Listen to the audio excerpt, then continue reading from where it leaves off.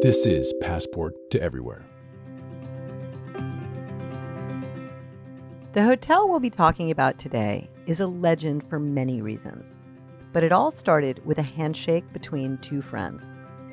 Located along California's Highway 1 on the cliffs of Big Sur, 1,200 feet above the Pacific Ocean, lies the magical Post Ranch Inn, one of the world's most extraordinary eco-hotels. You've seen the beauty of Big Sur. I mean, the key is, how do you not disturb that beauty? How do you build not on the land? How do you build in the land? How do you do it in a way that doesn't touch it? Welcome to Passport to Everywhere with Indagare's Melissa Biggs Bradley. Melissa is the founder and CEO of Indagare, a travel and media company committed to inspiring and empowering people to change their lives and the world through travel, while having a positive impact on the places they visit.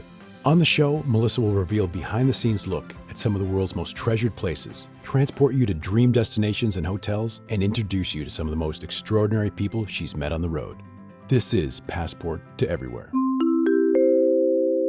Big Sur and its rocky coastline overlooking the Pacific Ocean is one of the most recognizable destinations in the world. Its narrow, winding road on Highway 1 has attracted writers, musicians, and actors for years. It's where the author Jack Kerouac found himself, and where bands like the Beach Boys and the Red Hot Chili Peppers discovered creative inspiration. It's easy to feel grounded, surrounded by so much beauty in nature. And capturing this same feeling is Big Sur's Post Ranch Inn, an Indagare impact property, where the environment is both the top priority and the main attraction. Joining me today is Mike Freed, the co-founder of this one-of-a-kind hotel. Mike Freed has become one of the leading travel sustainability pioneers of our time. He's the co-founder and managing director of Passport Resorts, and was primarily responsible for overseeing the Post Ranch Inn transformation from the entitlement process and construction to the hotel's opening and what it is today. Mike also co-chairs the Visit California Luxury Initiative and the Task Force for Sustainable Tourism. He's a founding member of the nonprofit Regenerative California, which aims to make California the world's first regenerative economy. He's also a founding member of Beyond Green, a diverse portfolio of hotels and lodges around the world that meet globally recognized sustainable tourism standards and the United Nations Sustainable Development Goals. In the 1980s, Billy Post and Mike Freed set out to keep the magic of Big Sur alive by turning Billy's fourth-generation family homestead into a hotel. They wanted the property to reflect their deep love for nature, so they brought on the then unknown architect, Mickey Muning, who'd never worked on a commercial property before. His organic design philosophy was perfect for their vision. Mickey actually camped out on the property to absorb the land's spirit before he set out to design the hotel. A few years later, the Post Ranch Inn was named the first eco-resort by the New York Times. And since opening in 1992, it has remained one of the world's most sought-after destinations to disconnect from the day-to-day and to reconnect with nature. It's a soulful, safe haven for all who visit, and it remains one of Indagare's top luxury, adults-only hotels, as it continues to be the perfect destination for romance, relaxation, or rejuvenation. Mike leads with bold curiosity, finding creative solutions to heal the land for future generations. He applies community, culture, and nature to every decision and has woven sustainability into every aspect of the guest experience. He joins me today to explore the power of tourism and the gifts of living in balance with the world around us. We'll also dive into the story of the Post Ranch Inn, the evolving idea of luxury, and Mike's tips for making the most of a visit to Big Sur. Let's start with the beginning. Let's start with 1992. There's this beautiful property that Billy Post had. Tell me how you first turned this from a homestead into a hotel and what your vision was. Okay, so let's go back, because you really don't start with 92. You really start with 1980, which was when I met Billy Post. And I'll try to keep this story short. So I was a real estate lawyer in San Francisco, and I'm sitting in my office, and I get this phone call from a good friend of mine who says, Creed, I don't know what you're doing right now, but get your ass to Big Sur because I just saw the greatest piece of property I've ever seen. So I had a 1976 Fiat Spider and I drove down to Big Sur. There's a road behind Ventana that goes about 16 miles back into the wilderness, all dirt road. You need four-wheel drive portion of the year. It's where they release the California condors, et cetera. So I drive the Fiat up this 4.5 mile dirt road to this property that the Post family owns. And the Post families, they homesteaded most of Big Sur, or a good chunk of Big Sur in the 1860s. So I get up to the top and I walk on this property, and there's this gentleman with the cowboy hat, Billy Post. And I walk up on the property and I see Billy and I go, Mr. Post, this is the greatest piece of property I have ever seen. Nobody should be allowed to own it. But if anybody should be allowed to own it, it should be me. And so he said, well, Mike, it's 740 acres. It's surrounded by national forest because the Post family had sold much of the forest lands to the U.S. Forest Service.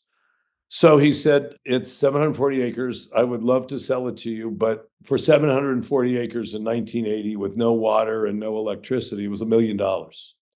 And he said, but I can't sell it to you because it's got all these legal problems and I don't have the money to hire a lawyer to solve all the legal problems. I said, Mr. Post, I'm a real estate lawyer. I don't have $1 million, but if you give me a couple of years, I'll solve your legal problems for you.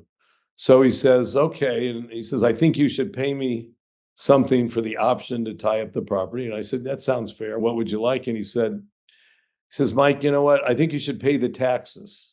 And I'm thinking, Jesus, what are the taxes on 740 acres? And he says, in a little smirk, Billy says, it's going to cost you $400 a year because it was all land that had been homesteaded in the 1860s. So there was no tax. So I paid the $400. And for 2 years, I worked the property, solved all the legal problems. And then in that time, we became best friends. And it was a handshake. It was just a handshake.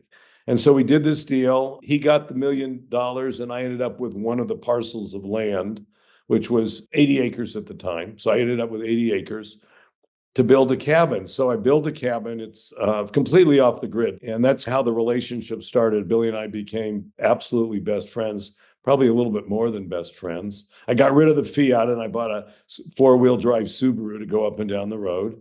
And we built a cabin. And then I became close to the family. Literally a few years later, I went over to him. I said, Billy, you have a 100-acre ranch right across the Ventana Inn. We all know how successful Ventana is. Have you thought about doing a hotel? And he said, Mike, I sold the land to Ventana to a guy named Larry Spector, who co-authored Easy Rider. And he said, that was a traumatic experience. I really not into hotels. So I said, well, you got such a special piece of property. He said, Mike, we did so well on the last deal. Okay, you got the okay. So we had another handshake. And that's how I got started. I worked with Billy on that for 4 years on a handshake. And then remember the TV show Cheers? Of course, with Ted Danson. So one of the producers wanted to buy the Post Ranch from Billy. He came over to me and said, Mike, this was 4 years into the deal. So now it's probably 86, something like that, 88. Yeah, 1988. And he said, this family wants to buy my 100 acres. No contingencies. I wanted to seek your advice. And I said, Billy, we got a handshake. I said, I'm still practicing law, my connection to Big Sur. You should sell it to him. We don't have any obligation. And he goes again with his smile. He said, you know what? I thought you would say that. I've already turned it down, but let's sign an option agreement. And I said, that's great. What do you want? And he said, Mike, I made so much money on the last deal. He said, I don't need any more money, but what I need is a tractor. He said, if you buy me a tractor, that'll be the option payment, and I can get started put the roads in and the infrastructure. This is at the age, I think he probably was, like 70 then. And I said, Billy, you got a deal. So I went out, found a tractor, cost me about $50,000. He used that tractor to do 100% of the infrastructure at Post Ranch. And that's how the story got started. That's amazing.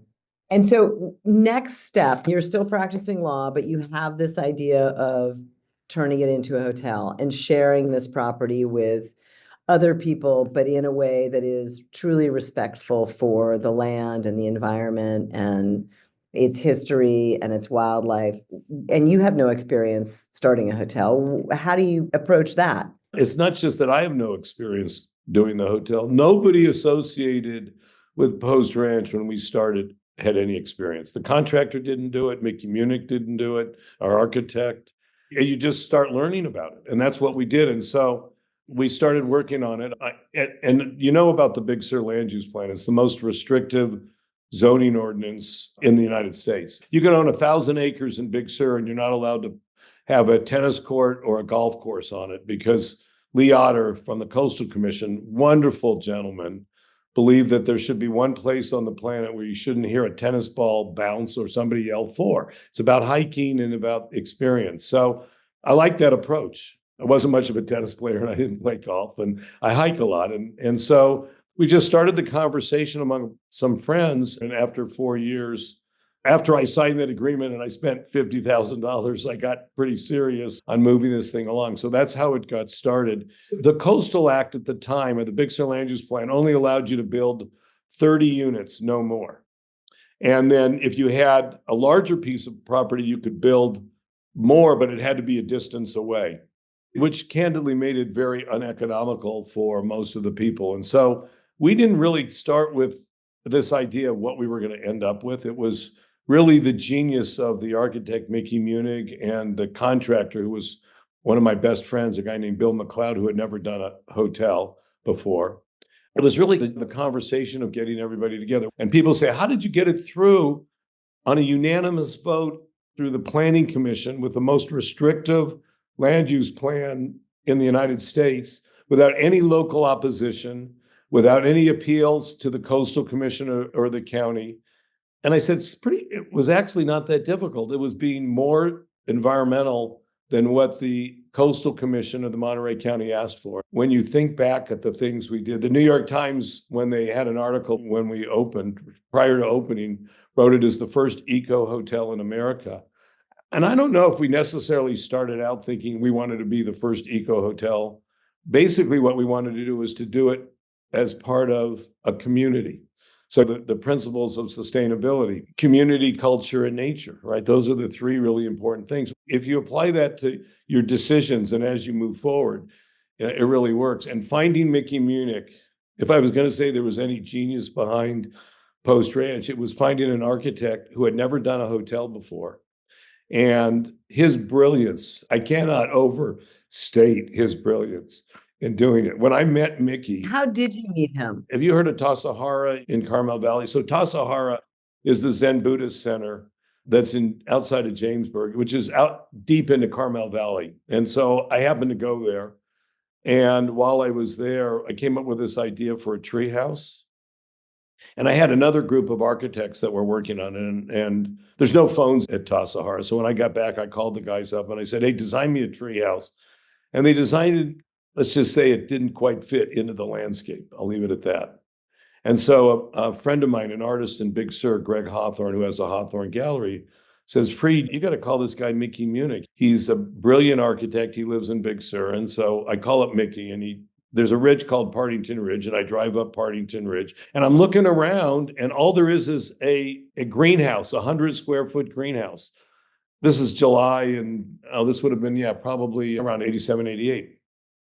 And so I drive up and I can't find this place other than this greenhouse. And I knock on the door and out walks this gentleman, gray hair. And I say, I'm looking for Mickey Munich. And he says, I'm Mickey. And I go into the greenhouse. Now, this is a greenhouse with no indoor plumbing. So the toilet's outside, the shower's outside. It's hotter than hell. And this is where Mickey lives. His bed is under the greenhouse looking up at the stars. His desk is underneath. And I'm thinking, holy hell, I'm thinking about hiring this guy. So I said, Mickey, I'll give you a couple of grand. And this was before the Big Sur, no, actually, it would have been before 86, because this was before the Big Sur land use plan had been approved. So there was no building going on in Big Sur. So Mickey was making no money. And so I said, Mickey, I'll give you $2,000. Design me a treehouse. If I like it, you're the architect. 2 weeks later, design me the treehouse. Not that, and I have the original drawings from it, and it's not that different than what we eventually did. I hired him. I said, Mickey, here's the deal. For the next 2 years, you only work for me post ranch. I'll set you up with an office. He got an office at the ranch. He spent 2 years just doing nothing but post. He literally slept in the location where every building was sited. He did that then, and so that's how I met Mickey. And then the funny story is after that, one of my investors, a guy named Paul Witt, wonderful guy. He was a movie producer, did the Dead Poets Society and a number of other things, hired Mickey to do his house on the ridge next to me, where I sold him a parcel. Mickey designed the house. It made the cover of Architectural Digest. And the next year, he was voted one of the top 100 architects in the world. Wow. That's an amazing story. So that's Mickey. And he's part of this group of architects called Organic Architects. And you've been, I mean, you saw the restaurant. It was the only restaurant he ever designed, only hotel he ever designed. But launched his career, and it helped me move forward. And that's how it got started.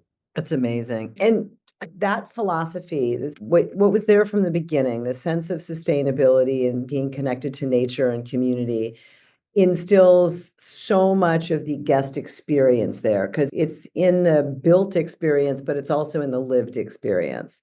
And that's evolved over the years, but it's really central to a stay. Well, Mickey and Bill McLeod and basically everybody on the team, you've seen the beauty of Big Sur. And so the key is, how do you not disturb that beauty? How do you build not on the land? How do you build in the land? How do you do it in a way that doesn't touch it? And when you think about it, the key to that was not cutting any trees. We had to cut one tree because the county required that I widen the road so a fire truck could get through. So, okay, I went along with that. But what Mickey did by sleeping in the location where every unit was, is he said, how do I build buildings that fit between the trees? How do I build buildings that doesn't disturb it? Because I had millions of dollars of redwood trees and oak trees. You don't want to touch those because it's part of Mother Nature. So that's what Mickey did. And that instills in the feeling of post-ranch. It's part of the reason why we didn't put TVs in the rooms.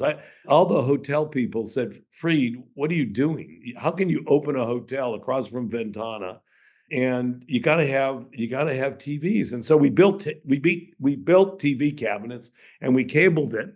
And I said, I'm a music guy, so let's do music instead. They didn't have Sonos or any of those things, but we hooked up all the rooms with a cable and we did an audio thing. We did music. And I said to the group, let's just see what happens for the first, we're soft. Let's see what happens for the next 30, 60, 90 days, 20-1 against TVs. And because the show is outside, Melissa, it's not inside. It's not inside your room watching TVs.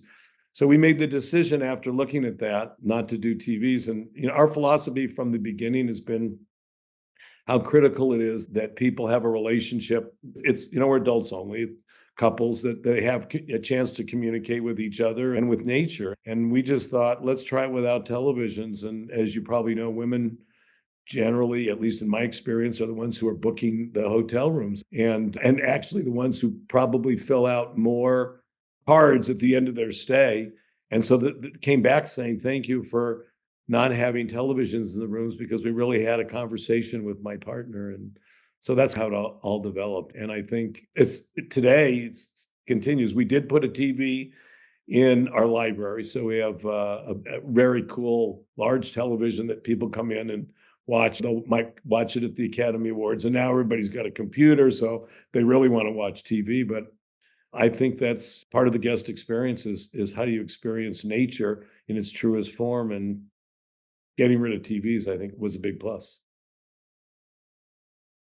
Well, and you make it easy because you've got so many invitations to be out in nature in different ways. And you talked about community as well. I'm curious, Mike, how have you continued to engage the local community with the hotel so that they have a truly symbiotic relationship? What's interesting about Big Sur is that for the most part, River Inn is reached 90. It's just had their 90th anniversary, and the family that owns it owns it as long as I've owned Post Ranch. You have Nepenthe, The Gaffel family, Kirk Gaffel, who now runs it from the family, has been there, right? It's part of the community. Look at Deachin's, right?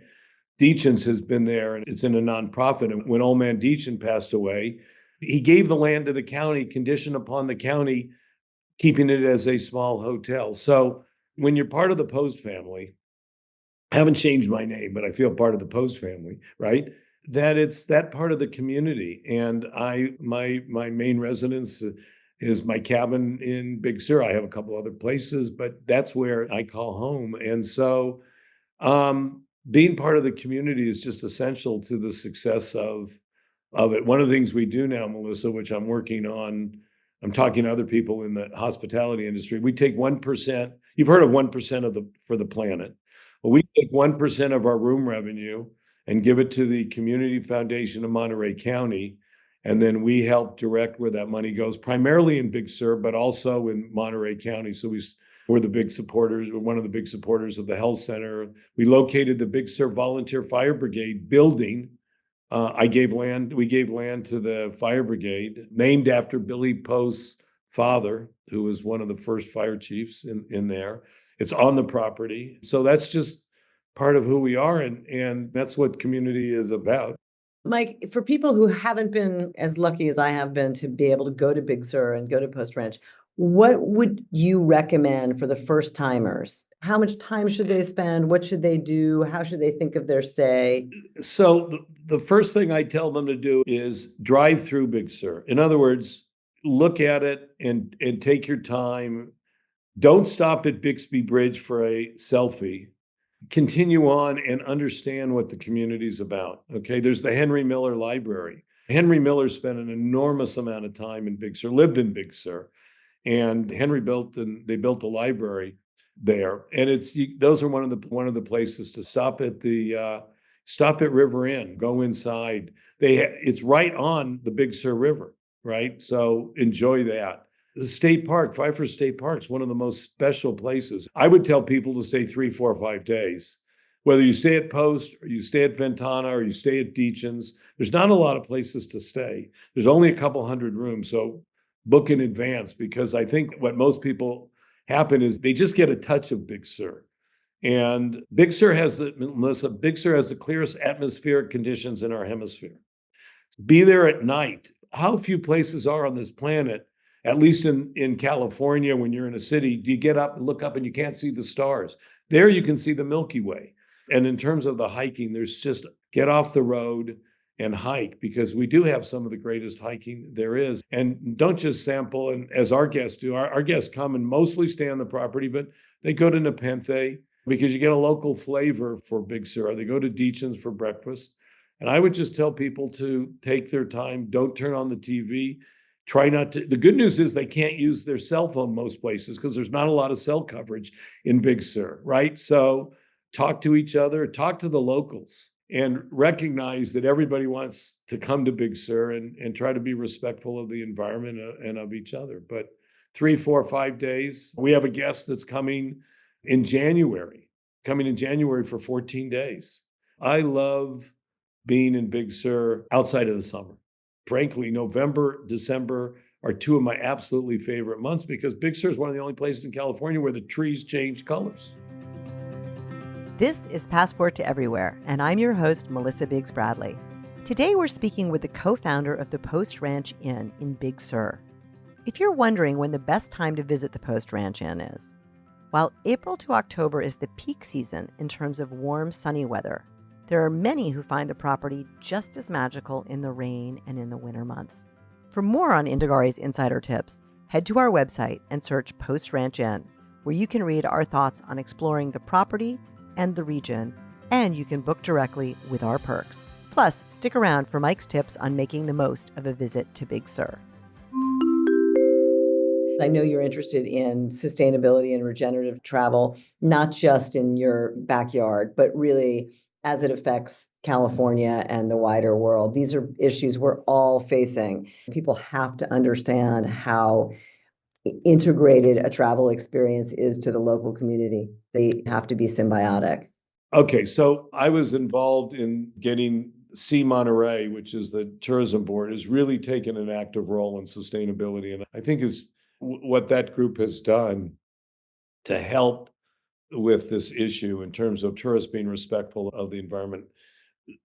One of the things that we worked on, and it's called the Destination Stewardship Plan, which is how do you manage tourism, which was written primarily by Costas Chris. Costas is one of the leading experts in sustainable tourism, and a number of local people. I sat on that task force with a number of other people in Big Sur, and it was a cross section. And one of the things Costas said to everybody when he met with the locals, because there is people who are anti-tourist, okay? And he met with the hotel people and he said, "Look, nobody's going to get what they want. We all got to come together because at the end of the day, we got to protect Mother Nature." And I was a big supporter. I grew up close to the coast in Southern California. In '72, when the Coastal Act was passed, I worked on the Coastal Act, and public access was a big issue. And I think one of the biggest issues that people have to realize is you have to manage tourism, which means you have to manage public access. You just can't let it go and destroy what Mother Nature has for us. And so I think that's one of the biggest issues is that now we're in the middle of revising the Big Sur land use plan. It's a document that's 40 plus years old. And in doing so, I think what you have to do is balance public access, which is absolutely critical, but also with protecting the environment and protecting the community. That's what the Coastal Act and what I think communities have to focus on. You cannot have unlimited public access. You just can't, because if you do, you're going to destroy what is there. And so you have to take care of the community. And that's been the biggest change in Big Sur, is because land values have gone, when you have something that's so beautiful and so private and so difficult to build, you've basically have priced out a lot of people. And what we don't want to do is lose the community in Big Sur. And that just doesn't go for Big Sur, it goes for all up and down the coast. And how you protect it, I think it's a discussion between the hospitality industry and the government and the residents to work that out. But at the end of the day, it's got to be the quality of the experience, not the quantity of the experience. It's one of the bitches I have about Bixby Bridge and they're starting to work on it. But as soon as you have a place where you can park that is the number one selfie place, and everybody comes down there and they stop, take a selfie and leave, it's just not right. And so I think the tourism boards and the communities, which we're doing in Monterey County, getting together and having very open conversations. And it's a tough act for the Coastal Commission because California's got 1,000 miles of coastline and there's a lot of it that aren't accessible. And so that's just something that it's about dialogue and working it out. But unmanaged tourism, unmanaged public access I think, is the biggest threat to a successful tourism plan in California. I hear you about your particular part of California, but this is a problem that is around the world, whether you're talking about Bali or Barcelona. I mean, any place with a coastline, any place with a beautiful landscape, there are all these sort of paradise at risk. And I think we have to change the mindset about what is a real experience and how many do each one of us really need, and how do we do it in a way that it is a meaningful and positive experience, not just for ourselves, but for the communities that we're visiting. And I would say it's the opposite of the Instagram effect. How are we going to teach people or persuade people to have an immersive effect and really trade that quantity for real quality? That's been a challenge because a lot of the businesses, more is better. I think people now realizing more is not necessarily better, because what happens, and I'll use Bixby Bridge as an example. When the traffic is so bad on Bixby Bridge, we lose the business from Carmel. Now, local business may not come to Post Ranch, but they're going into Penthe, they're going to Deachins. And so from a business standpoint, it makes a lot more economic sense to create a guest experience that everybody wants to go to. It's a little bit like what they do with Muir Woods. Muir Woods up in the Bay Area, there's only so much parking. If you don't reserve a parking space, you can't go to Muir Woods, which is frankly the way it should be, because the last thing you want to do is go to Muir Woods and spend your time walking through crowds. And so I think we're getting it together. And I think the visitors bureaus, the See Monterey, Visit California has done a great job on explaining the importance of sustainable tourism.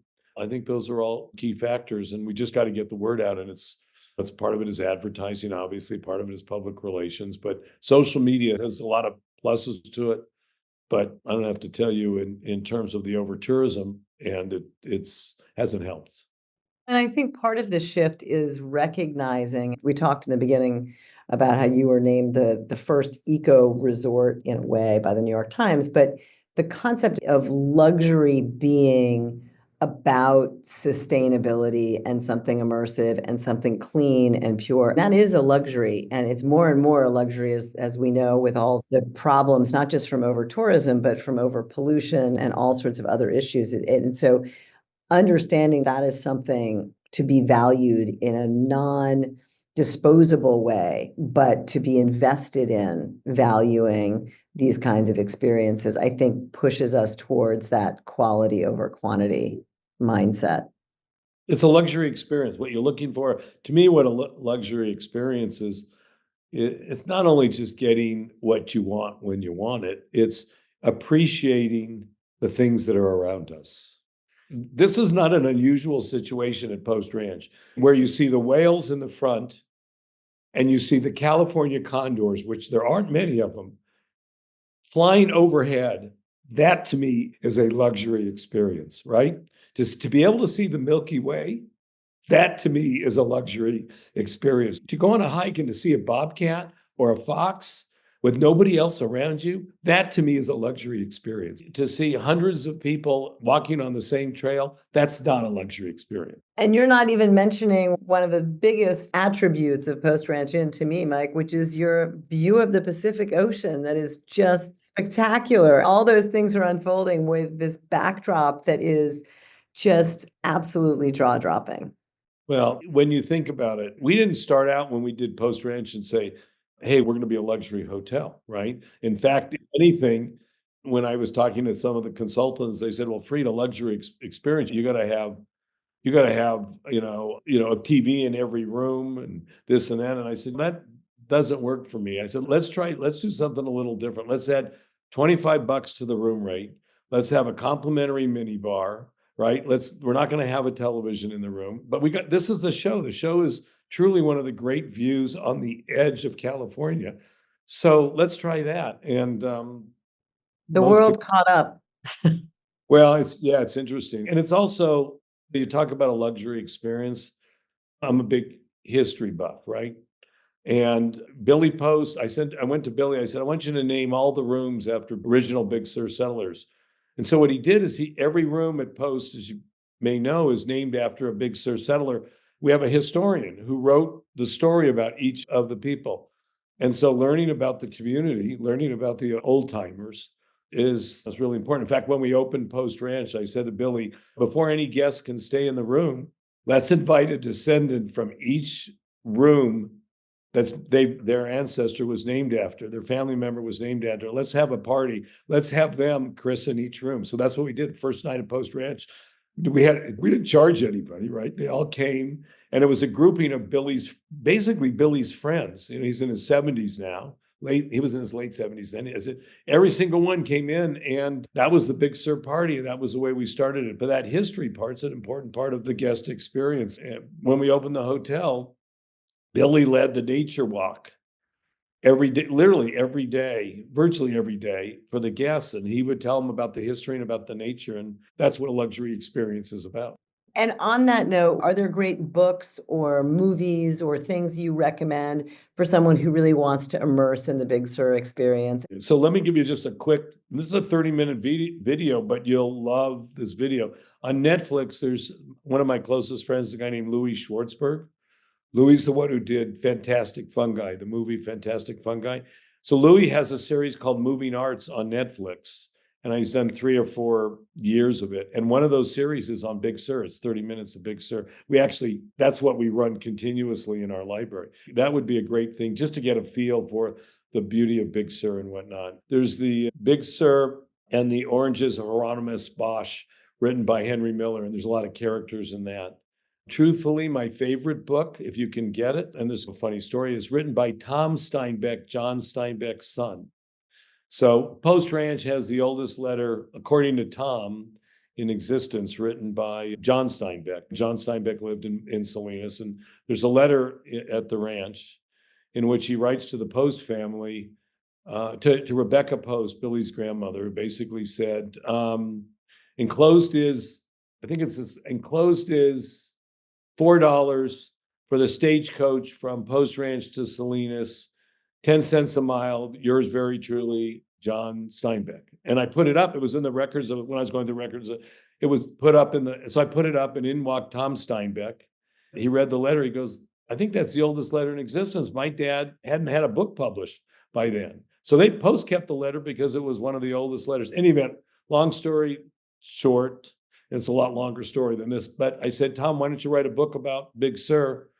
I gave him a couple of $1,000s to get started on it. He wrote the book called Down to a Soundless Sea. It took him 10 years to write the book, all stories by Billy Post. And that's one of my most favorite books about historic fiction about real people who lived in Big Sur. Jack Kerouac wrote a book called Big Sur, which is another good one. And the funny thing is, the other great books of Big Sur are cookbooks. There's a Big Sur Historic Society wrote a cookbook years ago that's got great stories about Big Sur. And the Nepenthe has a cookbook because it's a great stories. The Bakery had a great cookbook. So those are all the books to read, and they're terrific. And I also wanted to ask you about the indigenous history of the area, because you talked about the homesteaders, but I know you also have incorporated shaman experiences and the even earlier history. The Native Americans are an important part. Billy Post's great grandmother was Anselmo Onesimo. She was married to William Brainerd Post, and it's an important part. She was a Native American from Carmel Valley and was part of when they came down and homesteaded the ranch in the 1860s. The Esalen Native Americans are there. We support them. We have a part of our Big Sur Community Fund. We've had 2 shamans now, and it's a great experience. So those are all part of it, and it's very true. That whole area in California, from the Ohlone Native Americans, the Esalen Native Americans, are all important part of the history of Big Sur. And in fact, Billy Post had never seen a photograph of his great grandmother, and we found one, and it's now up on the mezzanine there's a whole history wall that are there, and the Esalen Indians are a critical part, as the Esalen Institute is. Amazing. And Mike, I'd be curious to know what you think more people should know about Big Sur and what it is you're most proud of that people do. I mean, you are in an incredibly iconic place, and anything that is truly known around the world has some stereotype idea. People have ideas about it. What are the ones that people get right, and what are the ones that people get wrong or you'd wish to correct? Well, I'll tell you the first thing I would like to correct, and that is that when Highway 1 closes and the press comes out and reports Highway 1 is closed, generally it's closed only from the south. It's open from the north, which means if you live in the south, you can get to Post Rate, you can get to Big Sur. So one of the first things I would tell people to do is really research your travels and what's open and what isn't open, because virtually all of Big Sur, through just shortly past Esalen, is all open, so you can get. So that's one of the things I would tell people. The other thing I would tell people is that there aren't a lot of hotel rooms, and so book in advance and really think about when you're coming. If you're going to go hiking, what are the proper things to wear? Billy Post used to say you can get 4 seasons in Big Sur in one day. I mean, where my cabin's 2,800 feet up, Post Ranch is 1,200 feet up. The fog and the clouds frequently will come to 1,200 or 1,100 and whatnot. And above us, it could be cold down in Big Sur. It could be cold down Big Sur, and you go hiking and it's beautiful. You're above the fog, you're above the clouds. So wearing the proper clothing, layers, tennis shoes, walking shoes, all of that's really important. The other thing is to really respect nature, and particularly the bird life. At Post Ranch, we have a master falconer as part of the guest experience. A falconer isn't just about flying the falcons and whatnot. It's about learning about the raptors. And I tell every guest who comes to Post Ranch, you got to experience the falconry, because it's such a great education thing. The thing I would caution people to do is just to be careful driving on Highway 1, because particularly a lot of tourists, they go over Bixby Bridge and the view's so spectacular that they feel this need to stop. Don't stop on Bixby Bridge to take a photograph, right? There's great places to take a photograph and try and to explore the areas of Big Sur that aren't in the tourist books, right? That are some of those things, and just to be respectful of the community. There's no visitor center, unfortunately, other than where the multi-agency in Pfeiffer State Park is. And so make sure before you come that you have, if you packed a lunch or make sure you've gone to the bathroom before you drive Highway 1, because there's not a lot of places to stop along the way. And just to take your time. I think that's the biggest thing I would tell people. Take your time when you come to visit Big Sur. It's not a place to come to for a drive to Bixby Bridge, take a photograph and leave. Really experience nature, the animals, and just be respectful of the community. I completely agree with you. I have to confess that the first couple times I went through Big Sur, I was in a car going from LA to San Francisco or vice versa, and thought I'd seen Big Sur. And it wasn't until I got to stay and really go deep and see the most beautiful owl experience I've ever had was in the falconry experience. But even the big national parks, once you pull over and you go for walks, they're spectacular. And so they may not be that hidden or private, but wow, it's worth slowing down. Take your time. That's why I say every day at Big Sur. Thank you so much, Mike. This has been such a treat, except that you're giving me huge wanderlust, but I really appreciate it. Well, thanks, Melissa. And it'd be great to bring you back to Big Sur and show you parts of Big Sur that a lot of people don't get to see. And that's really why getting off the beaten track when you come to Big Sur is just so important in terms of your experience. So thank you for the opportunity to share a little bit about Post Ranch. And Mickey and Billy, it's been a pleasure. Special thanks to Mike Freed for joining me today. For more on the Post Ranch Inn, follow at Post Ranch Inn on Instagram. Coming up on Passport to Everywhere, I'll be speaking to National Geographic explorer Louise Leakey about her legendary fossil discoveries, as well as Alejandro Badalur about wellness and longevity. In the meantime, follow us on Instagram at Indagare Travel and head to Indagare.com to read about some of our other favorite hotels in the world as you plan your travels for 2025. Thanks for listening. Thank you for joining us at Passport to Everywhere. We hope you'll join the journey and subscribe. For more travel inspiration, visit Indagare.com, Indagare. This has been Passport to Everywhere.